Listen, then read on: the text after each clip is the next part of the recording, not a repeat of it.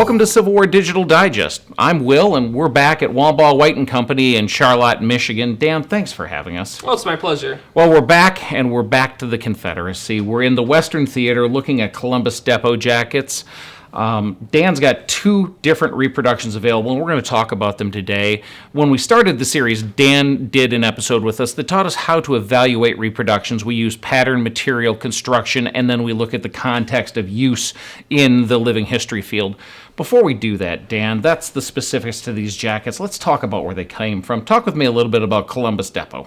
Okay, well, again, the story of Columbus Depot is the story of Columbus, Georgia. It was, even before the war, a major manufacturing center in Georgia, and as the war ramped up, it became the second largest manufacturing town in the Confederacy, second only to Richmond, Virginia. Before the war, a series of small dams had kind of harnessed the water power there available on the Chattahoochee River, and a number of textile mills had sprung up right there on the banks, the largest being the Eagle Mill, which was a massive operation. When the war began, the Confederate Quartermaster General authorized a local merchant, F.W. Dillard, to he gave him a commission in the Confederate Quartermaster. He made him a captain, and ordered him to produce 20,000 uniforms. And this was kind of a departure from the previous commutation system. Dillard did such a good job that then he gets promoted to major and authorized to open a depot and make that a permanent fixture in Columbus. And as the war goes on, it gets larger and larger, because this was all sorts of buildings in downtown Columbus working with the local manufacturers, the merchants, and also working with the textile mills. So they had the access to the raw materials, and throughout the war, they were a major source of everything in the South. Everything from paper products to fifes and drums to artillery and firearms. All sorts of things were made right there in Columbus. So when you're talking a Confederacy that is strapped for raw materials and strapped for the ability to deal with those raw materials, Columbus was a gold mine for them. Absolutely, and they had the access to, obviously, cotton production, things like that. They had the skilled and unskilled labor there in town. I mean, they were constantly looking for more laborers, but they had the ability to turn those raw materials into goods. And what you see as the war goes on is they cast a wider and wider net, where by the end of the war, Dillard has been authorized by Lawton to seize whatever hides he wants from Tennessee and North Carolina. That whole area is meant to then be feeding the production there at the Columbus Depot.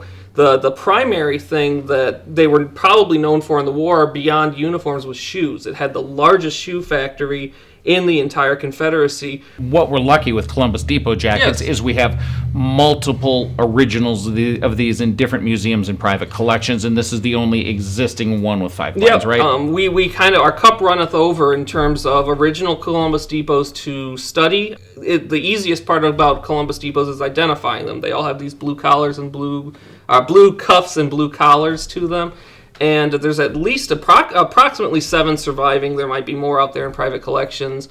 But we can study them. They're all slightly different as far as variations. But again, that really harkens back to they were assembled by individuals. Talk to me a little bit about how we would talk about these jackets. In the article that Les Jensen wrote in the late 80s for the company Military Historians, he identified 2 basic types of jacket, and the primary difference between the two is this exterior pocket. You see no exterior pocket on this Type 1. You see an exterior pocket on the Type 2. And we need to make very clear today that this is a way to talk about these, which is incredibly helpful, but we need to credit Mr. Jensen for the typology, and this is something that ladies stitching a jacket at the Columbus Depot would have no idea what we're talking about. There would be no paperwork. There would be no. If you went back, especially to a soldier, and said, "Oh, that's a nice Type 2 jacket," they'd have no idea what you were talking about. Okay, great, but we do, and we now have a way to talk about it. Let's talk about the Type 1 jacket that you have here first. Okay, this is a copy of the Elijah Woodward jacket. Woodward was in the 9th Kentucky. He wore this jacket in the fall of 1862, and the rolls of his regiment show that he deserted on November 14th. So we've always held out this Type 1 jacket as a superb example of the earliest known surviving Columbus Depot jacket. This jacket has a simple 6-piece body, 1-piece sleeve. The sleeves kind of contrast with the Richmond depots where they have the 2-piece sleeve. And that really kind of gives, anytime you have a one-piece sleeve, it gives you these big, like, hound dog ears on it because there's extra material there. The Woodward jacket is unique. It's the only one with 5 buttons to it. It has 2 interior pockets. And the original Woodward has post-war buttons on it currently. And so we kind of had to do a little bit of extrapolating based on what buttons are on the other surviving original Columbus Depots, and so we chose to put cast brass block eye buttons on the Woodward jacket.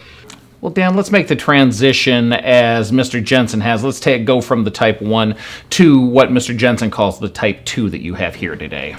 This is a copy of the Randolph jacket. Randolph presumably wore this home at the end of the war. He was working in a hospital in Georgia, and this may have been his last issue jacket. What makes this a Type 2, again, is the very large exterior pocket that you can access from the outside. There's no interior pockets. It has a 7-button front, which the majority of Columbus Depots had a 6-button front, so we've kind of split the difference between the two. Again, the original has post-war buttons on, so we chose script eyes for reproduction. You do find those on other Columbus Depot jackets.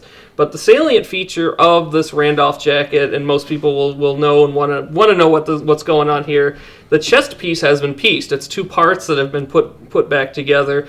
The side panel has also been pieced. So we don't know if that was possibly a mistake made at the depot, possibly something when it was being assembled, a mistake that was made, whether it was a conscious effort or not. If you're going to do a reproduction of the Randolph jacket, you've got to piece the chest. And that's honoring the actual jacket, not anything that we see wide across the depot. Correct. And again, the only thing that makes this a Type 2 is that exterior pocket. And unlike the Richmond depot jackets, where we have the Type 1, 2, and 3 that kind of follow the progress of the jacket during the war, based on the surviving jackets when the soldiers who wore them served and all that, while it is kind of, sort of indicative that the Type 2s were a little bit more later war, you didn't see the Type 1s go away completely. We want to say thank you to Kentucky Museum at the Western Kentucky University for the use of images of the original Randolph jacket. In our research page, you'll find a link to more photos from that exhibit. Well, Dan, thank you for hosting us today. Thank you for showing us your 2 versions of the Columbus Depot jacket. Thank you for spending time with us on Civil War Digital Digest. If you've enjoyed the episode, we'd love to have you hit like here. We're building a community over on Patreon that's helping support us and keep our mission going here. If you're interested in finding out about that, we'll put a link down below. If you haven't done it yet, subscribe to the Civil War Digital Digest and join us next time. Thanks.